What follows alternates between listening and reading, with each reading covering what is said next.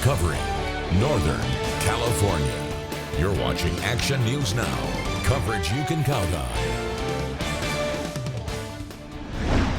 That will definitely significantly impact our ability to help with the housing crisis that we're having in our community.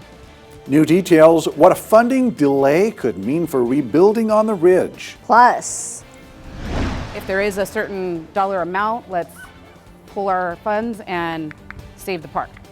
a local dog park is running out of time. New at 6, we show you why. But first, and new at 6, a mystery of sorts on the ridge. A Campfire survivor's RV was destroyed, killing 4 pets and a safe with a lot of cash inside. That is missing. Action News Now reporter Jerry O'Lennon investigates whether this was an accident or something more. You must feel like the unluckiest person in the world. I kind of do. On Monday, after receiving a call, Richard Norton came home from work and saw this. Everything inside his RV was in ruins. 4 of his 5 pets were dead. My pets was the first thing on my mind when I got the call. The RV sits on his family's property where a house once was, until the Campfire struck. Now his new home and everything inside is gone too. Richard has no evidence of this, but he suspects that the fire was intentionally set. He tells me that the only thing missing inside his RV is a safe, which had inside $9,000 in cash. The safe was sitting right here on this table. These are the keys to that safe. To be honest, I think somebody decided they wanted my safe and knew they couldn't get in there without the dogs getting them and decided to burn the dogs out before they got my safe. Richard says his dogs were attack dogs and would have stopped the culprit. You're suggesting that somebody set it on fire to kill the dogs and then get to the safe? I do believe so. Which is right over here. How do you prove that you had $9,000 in the safe? I couldn't. $9,000 is a lot of cash. Why didn't you put it in the bank? Because I was saving for a car and I was only $1,000 away from my goal to go get a car. A Campfire survivor burned twice, hopes for justice and a brighter future. It's a very sad experience. It fully hasn't set in yet. I've kind of had a couple moments where I just started to cry. In Paradise, Jerry O'Lennon, Action News Now. Paradise Police confirmed that Norton filed a report, and Paradise Fire says the matter's under investigation. Meanwhile, Norton is currently living with friends. New developments in the fight to keep parents notified about their child's gender identity. Chino Valley Unified School District has the green light to enforce its parental notification policy, but it's not its original policy. This policy is a revised version of the policy that State Attorney General Rob Bonta sued that district over. In September, a judge ruled in the lawsuit that the district could not enforce its original notification policy. The window to appeal this decision closed December 23rd. Before this ruling, the district alerted its policy to only to only notify parents about a student's pronouns if they request to change their school records. The judge's ruling only prohibits the district from enforcing a policy that would require a parent be notified on certain actions. Those are if a student's request to use different pronouns, request to use a different bathroom, or join a different sports team for a gender that wasn't their original one. Liberty Justice Center represents Chino Valley and Anderson Union High School districts in the separate lawsuit, and it says because Anderson's parental notification policy is nearly identical to Chino Valley's, Anderson should consider this a win. The lawsuit that Anderson is a plaintiff in is still awaiting the judge's ruling on the state's motion to dismiss. Look at this, a live look over Alert California's camera of Butte County on your Friday evening, and it's not too winter-like out there at all. Yeah, it was. Last night it was breezy. You don't know because you were flying back from Chicago, but no breeze this afternoon or this evening, right?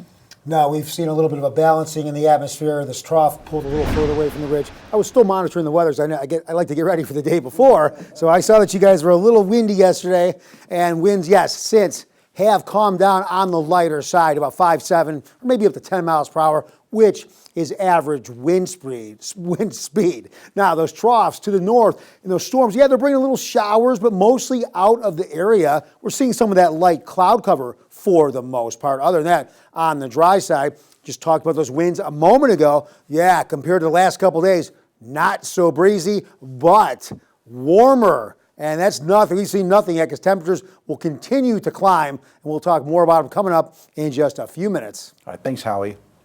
Well, we keep hearing that California is in a home insurance crisis, but how did we get here? In California, companies can't raise rates without state approval. That's under Prop 103, which voters approved in 1988.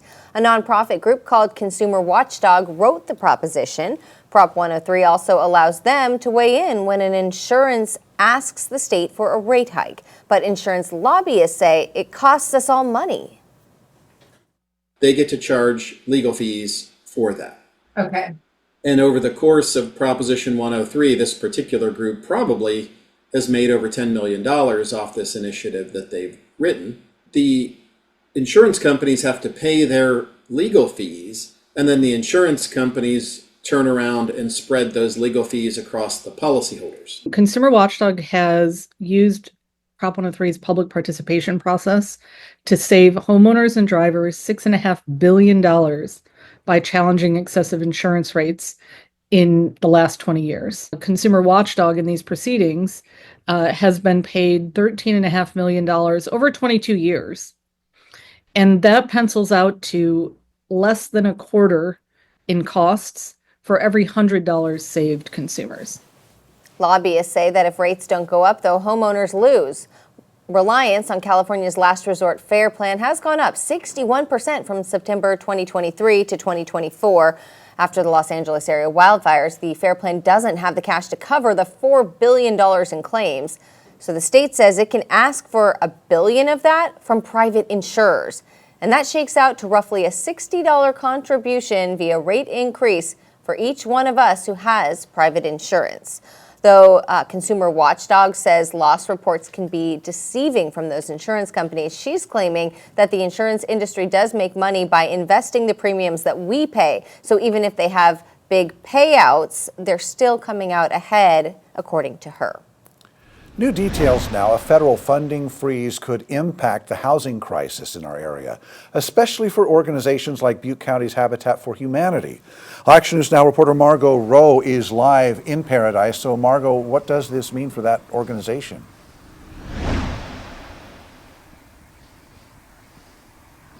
Alan, Habitat for Humanity doesn't just rely on donations, but they rely on funds at like federal and state level. And this freeze could actually impact home rebuilding on the Ridge. Now, we spoke with Executive Director Nicole Bateman, and she says this freeze has impacted 3 projects in Paradise. So far, none in Chico or other areas, but it could change, as there was a change to state funding as well. But the big impact that the organization could see is impacts to the families they've built homes for in Paradise. We actually currently have 10 houses built, but haven't been able to get the loans processed. So the families, they've moved in, but they haven't been able to actually buy their houses. As for the state level, the Cal Housing program has been cut from the governor's budget for this upcoming fiscal year. And that program was a financial resource for affordable housing. And Bateman says they haven't seen the impacts from a state level because the money isn't all used up yet. But in the future, they could see an impact. Reporting live in Paradise, I'm Margot Rowe for Action News Now. Thanks, Margot. Bateman says more than $2 million worth of loans that are on hold for those families are still there. We'll have more details tonight at 11. $5.4 million. That's how much of a budget deficit Yuba City is facing right now. So what's the solution? Well, most of the shortfall will be bridged using roughly $4.2 million from the city's budget stabilization reserve. But the remaining $1.2 million will be resolved through general fund budget cuts. On Tuesday, City Council froze several city positions and approved cuts to park maintenance, citywide custodial services, and even training for staff. To residents, be patient. This hopefully will be short-lived, but we will see changes to level of services. We know that. And to the council, I would say remain resolute, because we know we're going to get those phone calls. We know we're going to get people that are complaining about this and that. But we heard the voters loud and clear when we had the mechanism to fix all this and fix the rising inflationary cost. And and we missed it by about 1,800 votes. The mayor was referring to a failed sales tax measure on the November ballot that would have generated about $17 million for the city each year. Right now, Yuba City sales tax is 7.25%, among the lowest rates in the state. In an Action News Now exclusive, people living in this area, this is in Yuba County, Reed Lane, says that squatters have made death threats against landowners there that fired guns and stolen from their property. We spoke with Terry Lucinas, who owns property in the area. And she told us that she put her house up for sale and has given up on the fight against the squatters now that they have moved to a neighbor's property. She says that though they haven't been on her property for over a decade, she still is impacted. There's been 3 murders. There's paychecks being issued for IHSS, and only 2 of those individuals actually have been seen. They have the dogs that are running free. They shoot automatic guns. They have huge marijuana grows that have completely polluted the ponds that they own on the property, and then the creek that's back here behind us.